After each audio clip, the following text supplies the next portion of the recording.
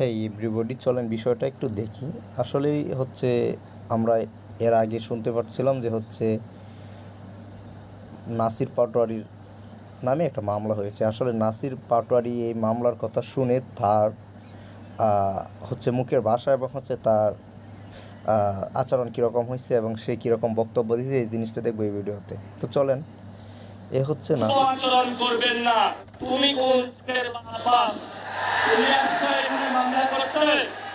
তোমার টাইম নাই। জোস কারো কাছে ভয় পাই না। অনেক কিছুই বলছে। এবার হচ্ছে আমরা দর্শকের একটু কমেন্টগুলো দেখি। এর আচরণ উদ্দেশ্যমূলক মনে হয়, একই কেউ সবসময় উস্কাচ্ছে। আচ্ছা, এটা গেল। এবং এর 100% সহমত আপনার সাথে। দেশকে অস্থিতিশীল করতে এই কুলাঙ্গারকে লেলিয়ে দেওয়া হয়েছে। হ্যাঁ, বিস্তারিত কিছু না জেনে মনে হয় কমেন্ট করতে আসেন। আচ্ছা গেল। জলা কেন মিথ্যা মামলা দিয়েছে, সহমত কেউ আছে, এটা গেল। নাসিরউদ্দিন পাটোয়ারির জন্য এনসিপিকে অনেক বড় মাশুল দিতে হবে। আইনের দিক থেকে জামাত ইসলামী দায়ী থাকবে।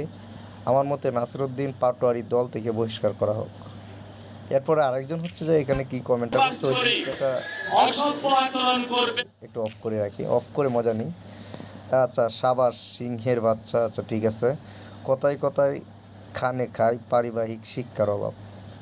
প্রমাণ ছাড়া যদি একজনকে চাঁদাবাজ বলা যায় তাহলে আপনি একজন জারজ সন্তান।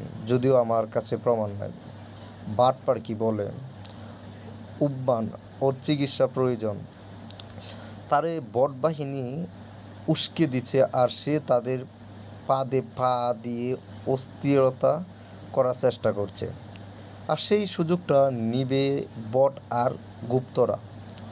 মানসিক রোগী মনে হয়। রাজনীতি করতে হলে রাজনীতির ব্যক্তিত্ব থাকা প্রয়োজন। এতে স্পর্ধা এই বেটা পায় কই? বিএনপির ধৈর্য পরীক্ষা নিচ্ছে। ফ্যাকার বাচ্চা কি কয়? দেশে কত হাজার রকমের সমস্যা রয়েছে, সেগুলো না বলে শুধু কেবল ব্যক্তিকেন্দ্রিক মির্জা আব্বাসের পিছনে লেগে থাকলে চলবে। অহংকার আর বেয়াদবির একটা সীমা থাকা দরকার।